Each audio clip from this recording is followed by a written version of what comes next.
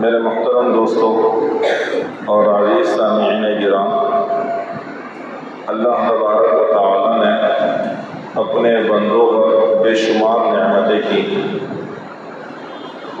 اور پھر ان نعمتوں کی دو قسمیں ہیں۔ بعض نعمتیں اللہ تبارک و تعالی کی وہ نعمتیں ہیں کہ جب انسان سے وہ نعمتیں چلی جاتی ہیں کچھ عرصے بعد دوبارہ لوٹ آتی ہیں، اور بعض نعمتیں ایسی عظیم نعمتیں ہیں اگر وہ انسان کے پاس سے چلی جائیں تو دوبارہ نہیں آتی۔ تو نعمتیں دو طرح کی ہیں، ایک نعمت تو وہ ہے جو واپس آ جاتی ہے، دوسری نعمت وہ ہے جو واپس نہیں ملتی، چاہے انسان ہزار کوشش کر لے، ہر طرح کے جتن کر لے، لیکن وہ نعمت دوبارہ نہیں ملتی۔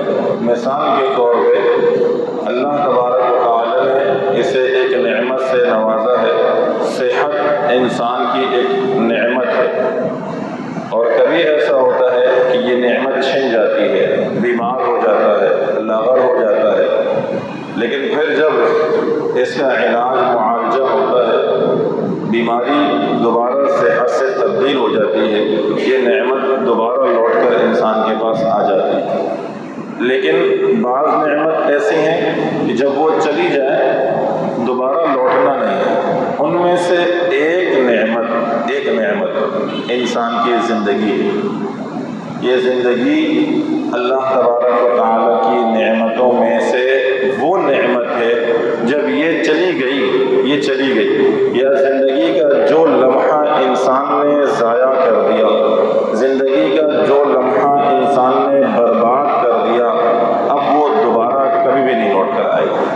انسان ہزار کوششیں کر لے، ہزار جتن کر لے، لیکن کوئی بھی ایسا نہیں ہے جو زندگی کے ایک سیکنڈ کو جو گزر گیا ہے اسے واپس لے آئے، واپس نہیں آئے گا۔ آپ یہ سمجھیے جب یہ اتنی قیمتی نعمت واپس ملنے ایک لمحہ بھی نہیں ملنا، تو اس زندگی کو ہمیں کیسے گزارنا چاہیے؟ کتنی قیمتی نعمت ہے انسان کی زندگی کے یہ لمحات۔ اگر آپ اسے صحیح طرح سے سمجھیے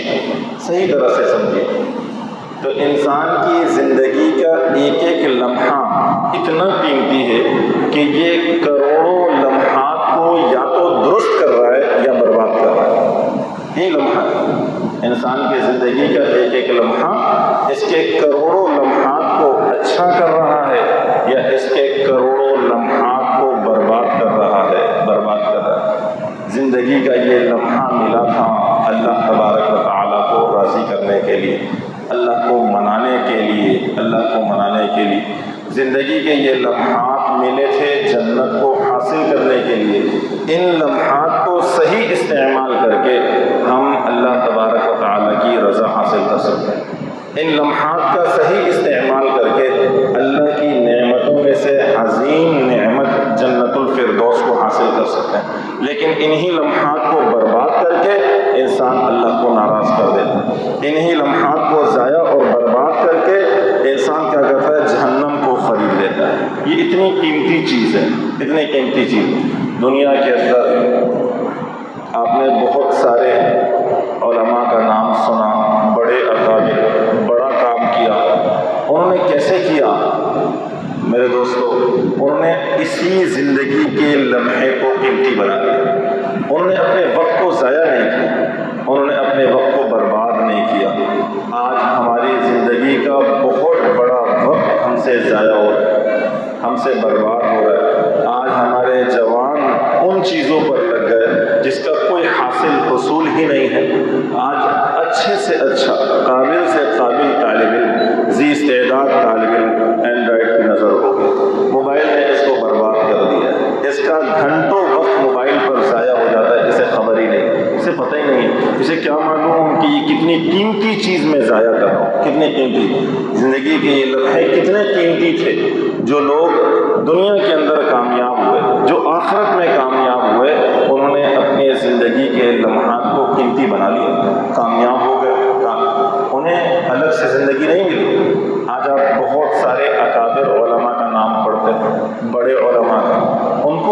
زندگی اتنی ہی ملی.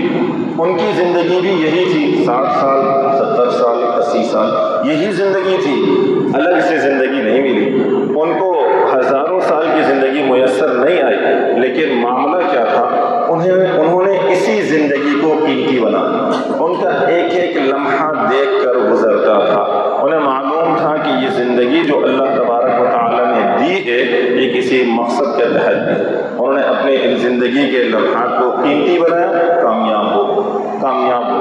جو وقت کی ضرورت تھی اس سے لڑے، اپنے زندگی کے قیمتی لمحات کو اس پر لگائے. آپ نے امام غزالی رحمۃ اللہ علیہ کا نام سنا. امام غزالی رحمۃ اللہ علیہ اس زمانے کے اندر جو صورتحال امت مسلمہ کے لیے ملحدین پیدا کر رہے، امام غزالی رحمۃ اللہ علیہ کے زمانے میں یہی صورتحال اس وقت کے فلسفی اور منطقی پیدا کر رہے تھے. ملحد اس وقت میں کیا کام کر رہا ہے، وہ ایک مسلمان کے ایمان کو مشکوک بنا کر چھوڑ دیتا ہے. بس اس کا کام ہو گیا. جب ایک مسلمان جوان اس کا ایمان شک میں پڑ گیا تو اب وہ کچھ بھی کر گزرے گا. اسے معلوم ہی نہیں. یہ اس وقت میں بہت بڑا فتنہ ہے جس طرف شاید ہماری توجہ نہیں جا رہی، لیکن اگر آپ تھوڑا سا باہر نکل کر دیکھیں تو آپ کو اندازہ ہوگا یہ ملحد کا فتنہ اس وقت میں کتنا خطرناک فتنہ ہے، جس کو آپ لادینیت کہہ سکتے ہیں. کوئی مذہب نہیں، صرف عقل کے اوپر چل رہا ہے، عقل کے اوپر. یہ اس زمانے میں فلسفی اور منطقی کر رہے تھے. امام غزالی رحمۃ اللہ علیہ نے اس ضرورت کو سمجھا اور اس وقت میں امام غزالی رحمۃ اللہ علیہ نے پوری قوت سے فلسفیوں کا اور منطقیوں کا مقابلہ کیا اور نتیجہ یہ نکلا کہ ان کو موت کی گھاٹ اتار دیا. لیکن امام غزالی رحمۃ اللہ علیہ کو الگ سے وقت نہیں ملا. میرے دوستو، امام غزالی رحمۃ اللہ علیہ 63 سال کی عمر میں انتقال کر، یہی زندگی تھی. 63 سال کی عمر میں منطقی اور فلسفیوں کو وہاں دفن کر کے آئے کہ آج بھی امت مسلمہ پر ان کا احسان ہے.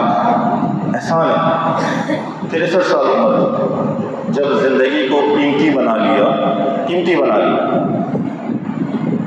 جس مقصد کے لیے زندگی حاصل کی تھی، انتقال سے پہلے جمعے کا دن اپنے کفن کو منگایا، بوسہ دیا اور کہا ہماری تو اپنے رب سے ملاقات کا وقت آ گیا. منہ قبلے کی جانب کیا، لیٹے، مر گئے. یہ زندگی قیمتی بنائی تھی، یہ زندگی قیمتی. انہیں معلوم تھا. حضرت مولانا مفتی شفیع رحمۃ اللہ علیہ دارالعلوم کراچی کے بانی جو قریب میں اپنے زندگی کے ایک ایک لمحے کو دیکھ کر گزارتے تھے اور ارشاد فرمایا جب میں واش روم جاتا ہوں قضاء حاجت کے لیے تو وہاں بھی اپنے وقت کو قیمتی بنا لیتا ہوں. وہاں کیسے؟ جن لوگوں کو یہ فکر لگی ہو کہ میرا وقت ضائع نہیں ہونا چاہیے، میرا وقت قیمتی بن جائے، کہا جتنی دیر میں قضاء حاجت کے لیے بیٹھتا ہوں اتنی دیر میں لوٹے کو دھو لے گا. کوئی تو دھوئے گا، وہ میں دھو لیتا. میرا وہ وقت بھی قیمتی بن جاتا ہے، ضائع نہیں ہوتا. حضرت مولانا الیاس رحمۃ اللہ علیہ، آپ جانتے ہیں تبلیغ کے بانی حضرت مولانا الیاس رحمۃ اللہ علیہ، جب انہوں نے 1926 میں تبلیغ کی بنیاد رکھی، عمر 44 سال ہے، دن رات ایک ہی فکر ہے کس طرح امت کو جہنم سے بچایا جائے. نبی اکرم صلی اللہ علیہ وسلم کا لایا ہوا دین مٹ رہا ہے، اس دین کو پھر سے کیسے آباد کیا جائے. 44 سال کی عمر ہے اور کوشش میں لگے، دن رات ایک کیا. آپ جانتے ہیں حضرت مولانا الیاس رحمۃ اللہ علیہ نے سب سے پہلے جن لوگوں پر محنت کی وہ ہندوستان کے میواتی تھے. اور میواتی یہ وہ لوگ تھے جو ہندوستان میں ہندوؤں کے سب سے زیادہ قریب تھے. ان کی رسم و رواج ہندوؤں والی، یہ ماننے کو تیار تھے. گالیاں دیتے تھے، مارتے تھے، برے برے الفاظ کہتے تھے، برے برے القابات. شان تھے، حضرت مولانا الیاس رحمۃ اللہ علیہ کو کیا ہو گیا؟ بڑے باپ کے بچے ہیں، یہ تو علم کو بھی رسوا کر رہے ہیں، اپنے آپ کو بھی رسوا کر رہے ہیں۔ ان کو روکتے تھے، ایک ہی جملہ کہتے تھے، کہا ابو جہل نے نبی اکرم صلی اللہ علیہ وسلم کے بارے میں گفتگو نہیں کی، میرے نبی کی شان پر جب کوئی اثر نہیں پڑا، الیاس اس سے آگے نہیں نکلا، لگے رہے کتنا عرصہ، 44 سال کی عمر میں لگے، 54 سال کی عمر تک 10 سال، 1926 سے لے کے 36 تک یہ محنت چل رہی ہے، جستجو چل رہی ہے، اور جماعت کے لیے کوئی نکلنے کو تیار نہیں۔ 10 سال کی محنت کے بعد میواتیوں کو ترس آ گیا، جماعت نہیں نکلی، ترس آ گیا کہ یہ جان نہیں چھوڑے گا، ہم نے جو غلاظت بکنی تھی بکلی ہے، ہمیں جو برا بھلا کہنا تھا کہہ لیا ہے، ہم نے جو مار پٹائی کرنی تھی کر کے دیکھ لیا ہے، یہ سکون سے نہیں بیٹھے گا، لہٰذا نتیجہ یہ نکلا، مشورہ یہ ہوا کہ اپنے گھر کے چند ایسے بڈھے جو فارغ ہیں، کسی کام کے نہیں، اس کے ساتھ لے اور 7-8 بڈھے تیار ہوئے۔ جب یہ تیار ہوئے، حضرت مولانا الیاس رحمۃ اللہ علیہ کی خوشی کا یہ عالم تھا کہ چیختے پڑتے تھے کہ انقلاب آیا، انقلاب آیا۔ 10 سال کی محنت کے بعد تیار کتنے لوگ ہوئے؟ 7-8، اور نعرہ کیا ہے؟ انقلاب آ گیا، انقلاب آ گیا۔ علماء ان سے سوال کرتے تھے یہ کیسا انقلاب ہے؟ 10 سال کی محنت کے بعد 7-8 بابے تیار، اور وہ بھی فارغ گھر سے، کہا ہاں انقلاب آیا ہے۔ 10 سال کی محنت نے امت کو کھڑا کر دیا، اب بیٹھے گی نہیں، اب بیٹھے گی نہیں۔ اور آپ جانتے ہیں وہ انقلاب آج کیا انقلاب ہے؟ اللہ تبارک و تعالیٰ نے پوری دنیا میں مولانا الیاس رحمۃ اللہ علیہ کی اس محنت کو پھیلا دیا۔ وہ کیا تھا؟ وہ زندگی کو قیمتی بنایا، کسی مقصد کے لیے اپنی زندگی کو استعمال کیا، برباد نہیں کیا، ضائع نہیں کیا۔ 63 سال کی عمر میں حضرت مولانا الیاس رحمۃ اللہ علیہ کا انتقال ہو گیا۔ کتنی عمر پائی؟ یہی عمر جو عام عمر ہے، جو مسنون عمر ہے، نکل گئے۔ اور آپ حیران ہوں گے، حضرت مولانا الیاس رحمۃ اللہ علیہ کے بیٹے حضرت مولانا یوسف کاندھلوی رحمۃ اللہ علیہ، ان کی تبلیغ سے بالکل بھی نہیں لگتی۔ یہ اصل پڑھنے پڑھانے والے، علم والے لوگ تھے، تحقیقی ذہن تھا، کتابی لوگ تھے، بالکل بھی نہیں، قریب بھی نہیں تھے تبلیغ کے، قریب بھی نہیں تھے۔ حضرت مولانا الیاس رحمۃ اللہ علیہ نے ایک مرتبہ تہجد کے وقت میں بیٹے کو آواز دی، حضرت مولانا یوسف رحمۃ اللہ علیہ، جب بیٹا قریب آیا سینے سے لگایا اور کہا بیٹے ہمارے تو جانے کا وقت آ گیا۔ بس یہ سینے سے لگانا تھا، جو نورانیت، جو درد اللہ تبارک و تعالیٰ نے اس سینے میں رکھا وہ منتقل کیا۔ اور مولانا یوسف کاندھلوی رحمۃ اللہ علیہ کی عمر کتنی؟ 27 سال کے جوان تھے، 27 سال کے جوان تھے، سب وہاں منتقل ہو گیا۔ آج جب فجر کے بیان میں حضرت مولانا یوسف کاندھلوی بیٹھے تو لوگ حیران تھے، جوان کیا بات کرے، شکل حضرت یوسف کی تھی اور درد حضرت مولانا الیاس کا تھا۔ پھر سمجھ میں آیا، پھر وہ محنت کی 27 سال کی عمر سے لے کے حضرت مولانا یوسف کاندھلوی رحمۃ اللہ علیہ کا انتقال ہوا 48 سال کی عمر۔ یہ محنت کا زمانہ 20-21 سال۔ جب انتقال ہو گیا، انتقال کے بعد والدہ کے سامنے جب پیش کیا گیا، ماں زندہ ہے، بیٹا مر گیا، ہاں روئی نہیں، چیخی نہیں، چلائی نہیں، واویلا نہیں کیا، کہا ہاں آج میرا یوسف تھک کر سویا، جا اب کوئی نہیں جگائے گا۔ یہ محنت، ان لوگوں نے اپنے وقت کو قیمتی بنایا میرے دوست۔ آج ان کی محنت ہمارے سامنے۔ حضرت مولانا الیاس رحمۃ اللہ علیہ کے زمانے میں تبلیغ وہ پھولی اور پھیلی نہیں جو حضرت مولانا یوسف کاندھلوی رحمۃ اللہ علیہ کے زمانے میں پوری دنیا میں پورے عالم کا گھیراؤ کر لیا۔ کیا تھا وہ؟ ایک بندے نے اپنے درد کو سمجھا، اپنے وقت کو قیمتی جانا، اپنی زندگی کو ضائع نہیں کیا، اپنی زندگی کو قیمتی بنا لیا۔ یہ سمجھ میں آ گیا کہ زندگی استعمال کرنے کی جگہ کہاں پر ہے، زندگی استعمال کرنے کی جگہ کہاں ہے۔ آج ہم اپنے زندگی کے لمحات کو ضائع کر رہے ہیں، برباد کر رہے ہیں مختلف چیزوں میں۔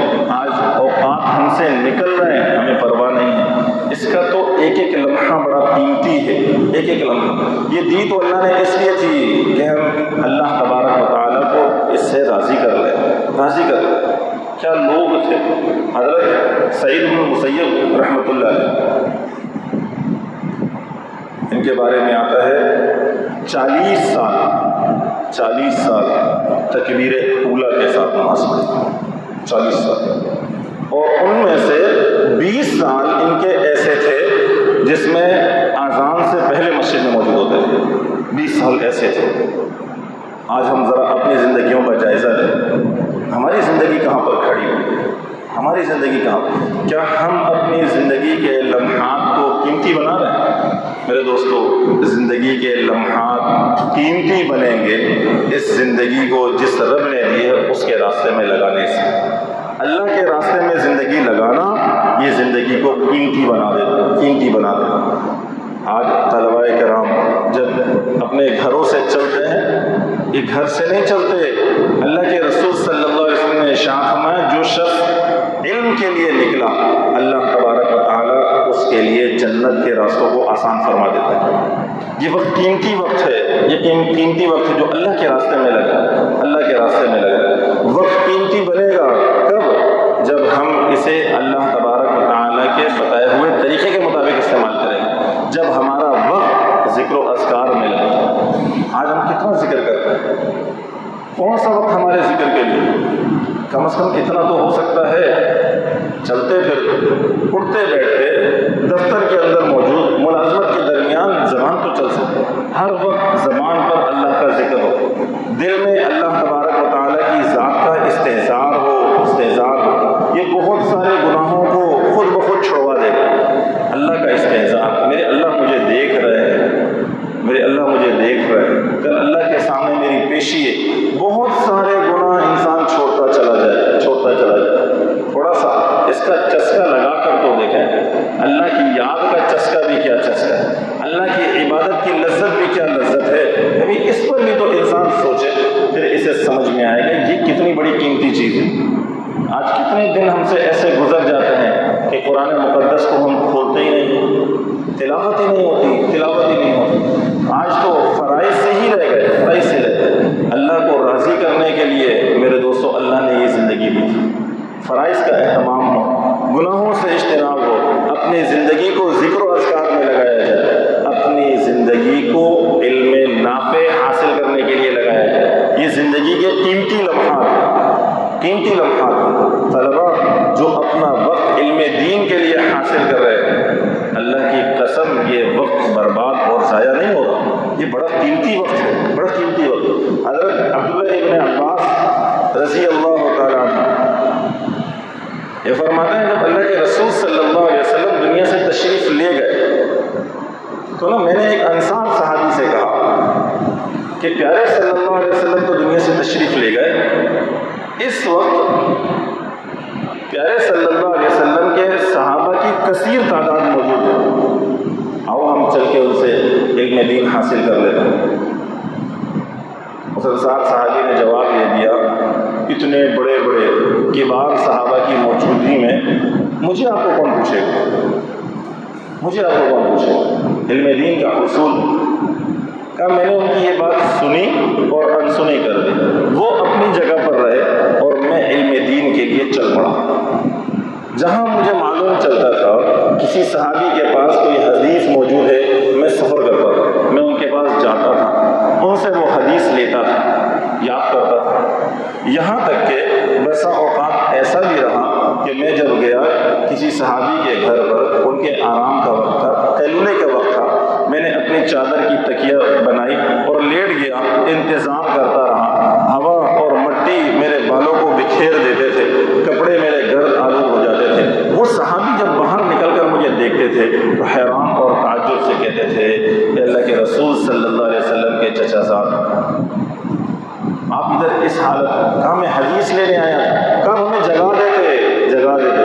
کہا میں حدیث سننے آیا تھا. سنا ہے کہ نبی اکرم صلی اللہ علیہ وسلم کی حدیث آپ کے پاس موجود ہے. وہ سنا دیجیے. وہ سنتا تھا، وہ یاد کرتا تھا، اسے جمع کرتا تھا. عبداللہ ابن عباس کہتے تھے ایک زمانہ ایسا آیا، صحابہ کرام رضوان اللہ تعالی علیہ اجمعین دنیا سے اٹھتے رہے، جاتے رہے، اور وقت وہ آیا کہ میرے گرد طلبہ کا ایک بڑا حلقہ ہوتا تھا. سے حدیث سیکھنے آنے لگے، حدیث سننے آنے لگے۔ تو ان صحابی نے دیکھا، انصار صحابی نے ایک دن دیکھا کہ میرے پاس ایک بڑا حلقہ حدیث کا موجود ہے۔ انہوں نے کہا ہاں، اس جوان نے وقت کو صحیح پہچان لیا تھا، وقت کو صحیح پہچان لیا، اپنے وقت کو، اپنی زندگی کو اس نے قیمتی بنا لیا۔ تو میرے دوستو، وقت اور زندگی جو قیمتی بنے گی علم نافع کے حصول سے، علم نافع کے حصول سے، اللہ تبارک و تعالیٰ کو راضی کرنے سے۔